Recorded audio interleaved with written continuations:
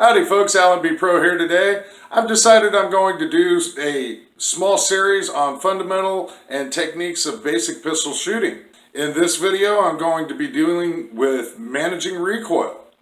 Some of this information might be old hat for experienced shooters. It might be good information for some of you newer shooters. Either way, I encourage you to look forward to some of the newer videos. If you've got any questions or something that you'd like for me to talk about, please go ahead and mention it down in the comments below.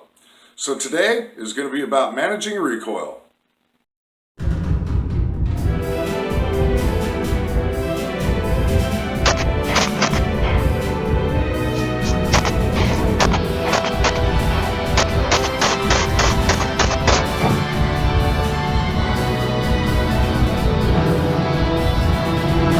Watch!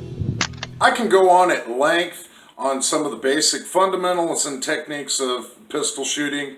I'm not going to be doing that in this series. I'm just going to be showing little clips of certain knowledge that I have, and I'm going to try and make it as understandable as possible, not using very much of the scientific knowledge and theory behind it, along with the terminology. So, let's get on with the video. In order to understand mitigating recoil, we have to understand the physics of the recoil itself. The physics of the recoil are going to have to be compensated with by your grip, which I'll cover in another series. When managing the recoil of the round, when the round is fired, the bullet enters the barrel and the pressure goes onto the breech face. This causes the slide to cycle. As the slide reaches the rear of the weapon, this causes a fulcrum point in our grip. We have this area here that causes the weapon to cycle backwards. This area of your grip here is what contains that fulcrum point. Now this is being shown at one-handed. Your second hand coming in is essential to be able to manage that fulcrum point when the slide cycles. If you have a basic understanding of basic physics, energy always takes the path of less resistance. And so in your weapon, if you have no resistance here at the fulcrum point, it's going to be able to take the path of least resistance. Now, when you have both hands on the weapon,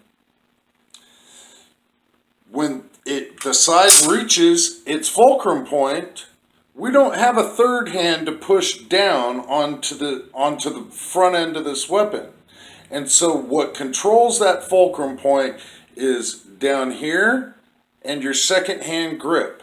Being able to manage that recoil is something that you will learn with practice. As long as you have your proper grip, you'll be able to learn how to shoot more accurately and at faster rates. So that's the basics of managing recoil.